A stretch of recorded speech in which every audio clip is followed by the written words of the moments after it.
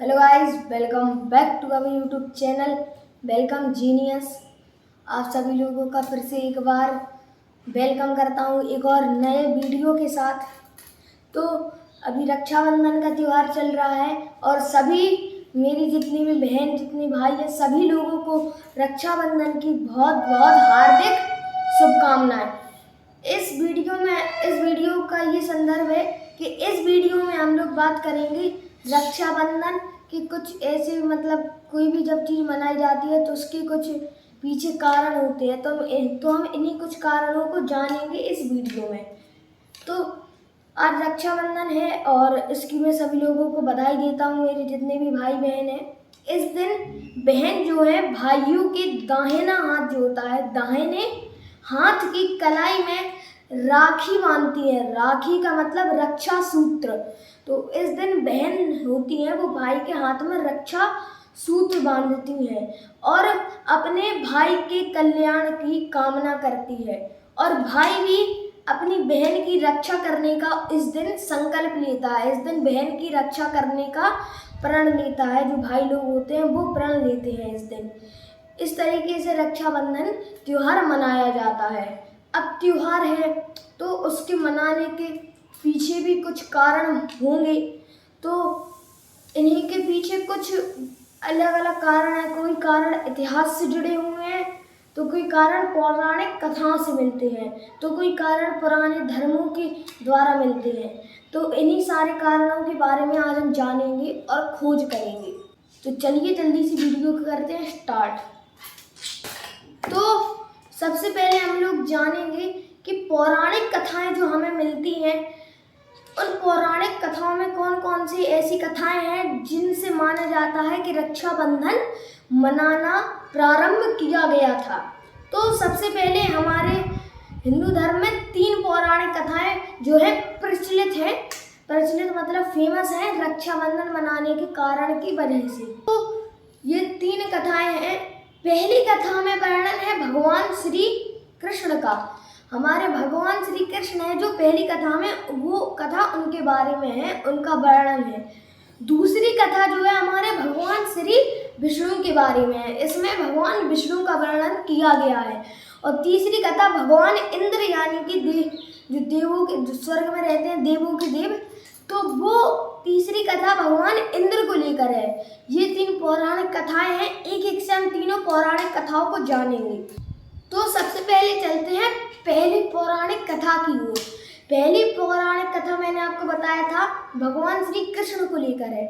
इस कथा में क्या है, जब भगवान श्री कृष्ण ने अपने सुदर्शन चक्र से शिशुपाल, उनका एक भाई था, मतलब रिश्तेदारी से जो भाई लगते हैं जैसे कजन वगैरह, वो उनका एक भाई था शिशुपाल। तो जब कृष्ण भगवान ने सुदर्शन चक्र से शिशुपाल का सर कलम कर दिया, गर्दन काट दी, उसके बाद जब सुदर्शन चक्र लौट के उनकी उंगली पे आ रहा था तो उनकी उंगली पे घाव हो गया और उनकी उंगली में से खून बहने लगा।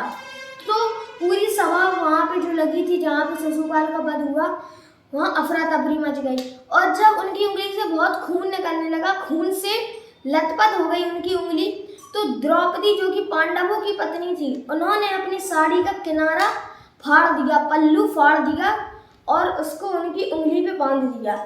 द्रौपदी का ये निस्वार्थ प्रेम देखते हुए भगवान श्री कृष्ण उनसे इतने खुश हुए कि उन्होंने उसे एक वचन दिया कि जब तक तुम्हारा ये जीवन कायम रहेगा तब तक मैं तुम्हारे पूरे जीवन के अंत तक रक्षा करूंगा। तभी से माना जाता है कि रक्षाबंधन प्रारंभ हुआ है। ये थी हमारी पहली कथा। अब चलते हैं नेक्स्ट कथा की ओर, तो बढ़ते हैं दूसरी कथा की ओर। तो दूसरी कथा हमारी क्या कहती है, तुमको तो मैं बताऊंगा ना क्या कहती है। हाँ, तो दूसरी कथा है भगवान श्री विष्णु के बारे में। तो इस कथा में क्या कहा गया है, एक बार असुरों का राजा बलि नामक एक राजा था। वो इतना शक्तिशाली था कि इसने पूरे मृत्युलोक हमारी पृथ्वी को कहते हैं, स्वर्गलोक, नरकलोक और मृत्युलोक कहते हैं पृथ्वी को, तो पूरे मृत्युलोक पर कब्जा कर लिया था और वहाँ से आर्यों को खदेड़ दिया। जो आर्य होते हैं उनको वहाँ से खदेड़ दिया, जितने मृत्युलोक पे उसका कब्जा था। तो अब आर्य हुए परेशान वो गए देवताओं के पास।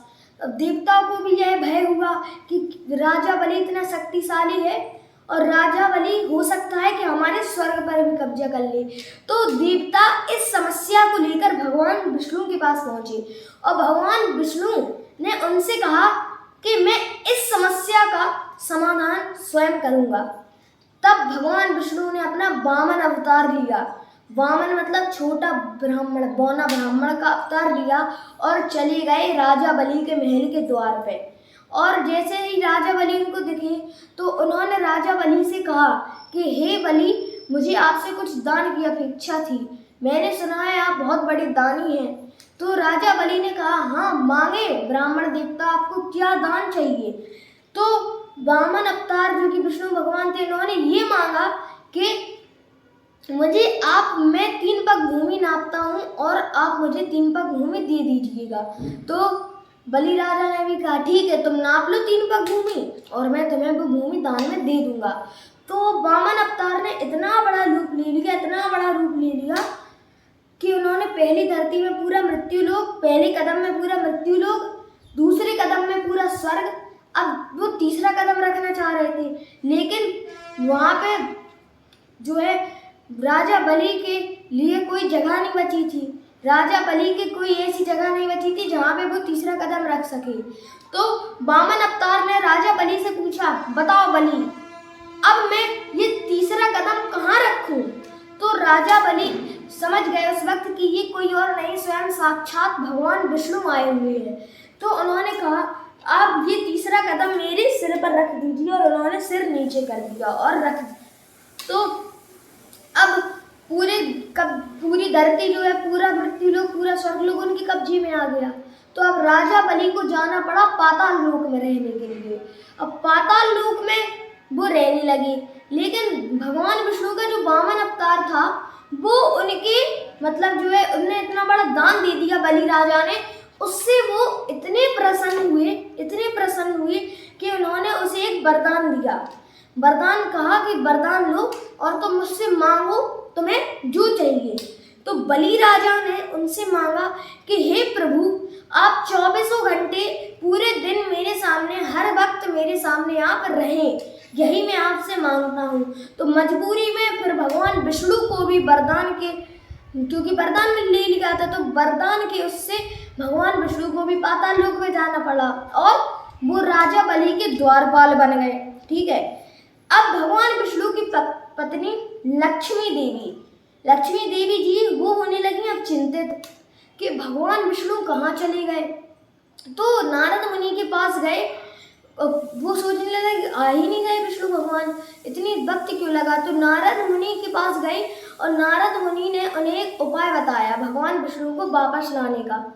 तो नारद मुनि ने ये कहा कि तुम बलि राजा को अपना भाई बना लो और उनसे उपहार में नारायण को ले लेना।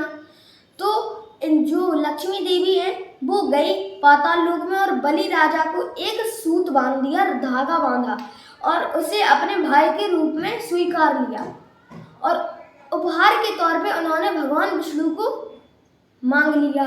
तो कुछ इस तरीके से कई लोग मानते हैं कि रक्षाबंधन मनाना हुआ प्रारंभ। ये थी हमारी दूसरी पौराणिक कथा। अब चलते हैं तीसरी पौराणिक कथा की ओर। तो तीसरी पौराणिक कथा है हमारे भगवान इंद्र को लेकर। इंद्र भगवान को लेकर क्या कथा है, चलिए ये भी जान लेते हैं। एक बार जब सुर और असुरों में लड़ाई हो रही थी, अब सुर होते हैं देवता, असुर होते हैं दानव, तो दोनों में लड़ाई हो रही थी। तो असुर जो है यानी कि दानव जो है वो देवताओं पे भारी पड़ रहे थे, वो उनसे युद्ध जीत रहे थे। तो सुर जो है, देवता जो है, उन्हें चिंता होने लगी, तो वो गए इंद्र भगवान के पास। इंद्र भगवान ने की समस्या अपनी पत्नी इंद्राणी को बताई। तो इंद्राणी ने कहा कि मैं अपनी पूजा और तपस्या से आपके लिए एक धागा बनाती हूँ और वो धागा आप ब्राह्मण मास की शुक्ल पक्ष की पूर्णिमा को किसी भी ब्राह्मण देवता जो बहुत बड़े ज्ञानी हो उनसे पहन लीजिएगा। तो अब इंद्र ने दूसरे दिन वो धागा इंद्राणी से ले लिया और वो चले गए बृहस्पति ऋषि के पास और उनसे वो धागा हाथ में पहन लिया। तभी से कई लोग मानते हैं रक्षाबंधन मनाया जाने लगा, क्योंकि वो धागा पहनने के बाद जो सुर लोग हैं वो असुरों पे हावी होने लगे और धीरे धीरे वो जीत गए। आपने देखा होगा कि रक्षाबंधन के दिन कई लोग ब्राह्मणों से भी धागा बंधवाते हैं, तो वो इसी कथा से चालू हुआ था, लोगों का मानना है। तो ये थी कुछ पौराणिक कथाएं। तो अब इसके पीछे रक्षाबंधन को मनाने के क्या उसको कुछ साक्ष्य भी मिले हैं इतिहास में कि रक्षाबंधन मनाया जाता था। तो इसमें दो साक्ष्य है। पहला साक्ष्य है, पहली कथा है हमारे जो हुमायूं राजा थे मुगल वंश की, उनको लेकर, और दूसरी कथा है सिकंदर महान को लेकर, अलेक्जेंडर द ग्रेट और पोरस को लेकर। तो सबसे पहले समझते हैं पोरस वाली कथा क्या थी। तो सिकंदर को लेकर कहानी क्या कहती है।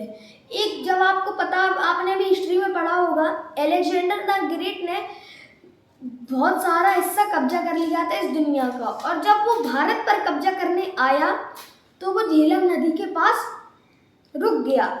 तो झेलम नदी के उस पार था पोरस राजा का शासन, और पोरस राजा था बहुत बहादुर, उसकी सेना भी बहुत बड़ी थी। तो जो अलेक्जेंडर द ग्रेट की पत्नी थी हेलेना, उसे डर लगने लगा कि कहीं पोरस युद्ध में मेरे पति को न मार दे। तो उसने आसपास की स्त्री, जो भारत में नारियां स्त्री थी उस वक्त, उनसे पूछा कि मैं क्या उपाय कर सकती हूँ। उसी वक्त था रक्षाबंधन का त्योहार। तो उन स्त्रियों ने बताया कि आप राखी ले जाइए और पोरस को बांध दीजिएगा और उनसे आप अपनी इच्छा कह दीजिए, तो वो उसे पूरा जरूर करेंगी। तो हेलेना गई राखी लेके पोरस के पास, और पोरस को उसने वो राखी बांध दी, ठीक है, और उससे क्या इच्छा व्यक्त की कि आप मेरे पति को युद्ध में ना मारे, ये मैं आपसे वचन लेना चाहती हूँ। और पोरस ने भी वो वचन दे दिया। तो ये था एक साक्ष्य ऐतिहासिक, मतलब अलेक्जेंडर द ग्रेट का। अब दूसरे चीज की ओर बढ़ते हैं जो कि है हुमायूं को लेकर। तो एक बार एक शासक थी,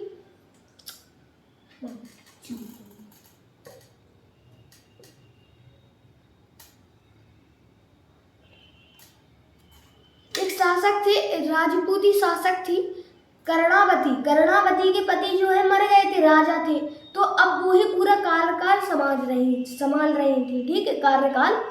तो वहाँ के लोगों को डर लगता था कि उनके पास में राज्य था गुजरात, वहाँ का राजा बहादुर शाह जफर उनके राज्य पर हमला करके उसे जीत ना ले।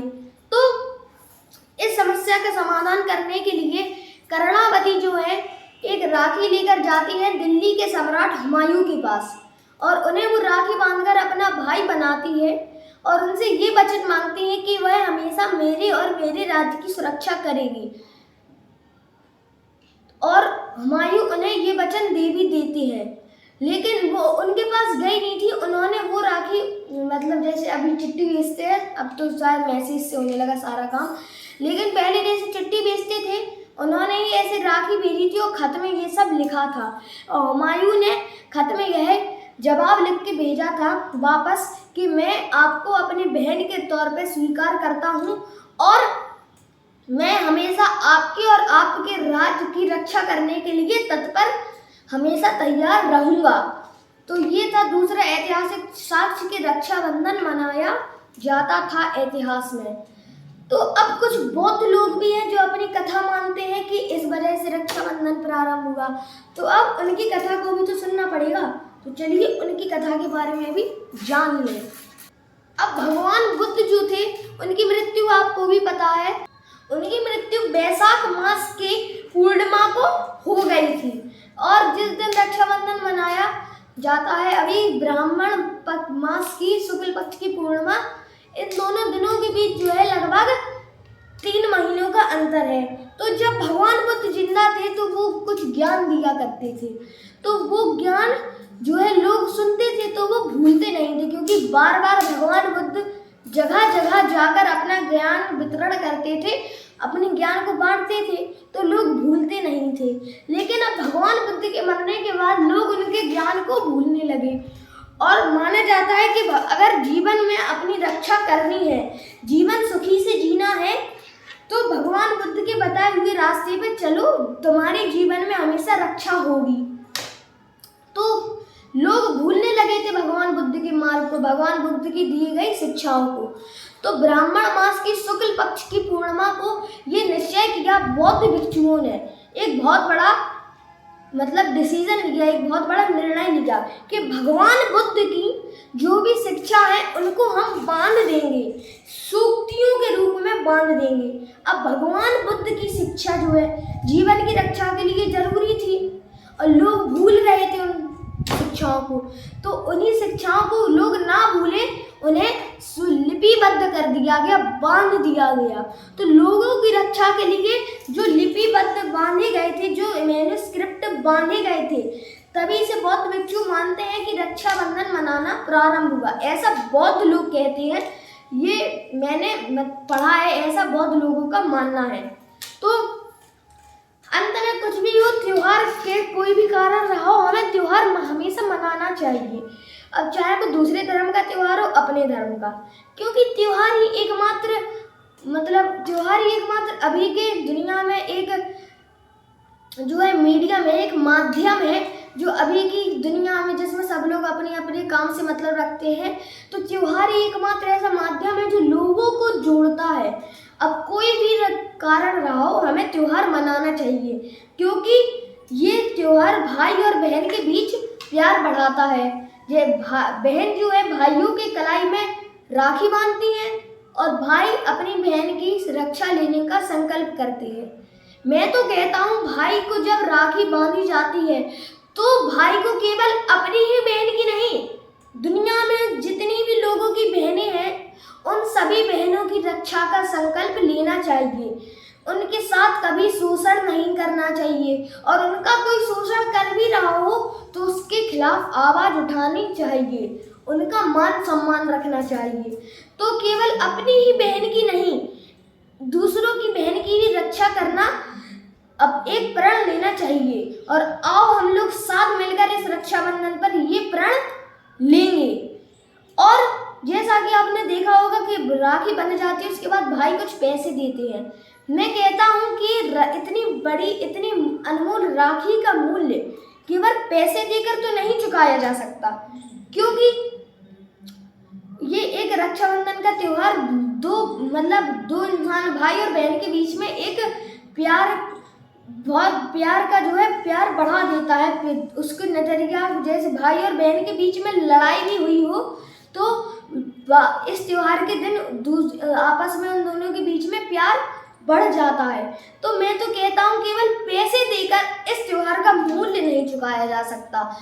हमें इस त्योहार का मूल्य अपनी बहन को शिक्षा में बढ़ावा देकर, उसको कई सारे अधिकार जो बहनों के पास नहीं है वो देकर हमें इस त्योहार का मूल्य चुकाना चाहिए।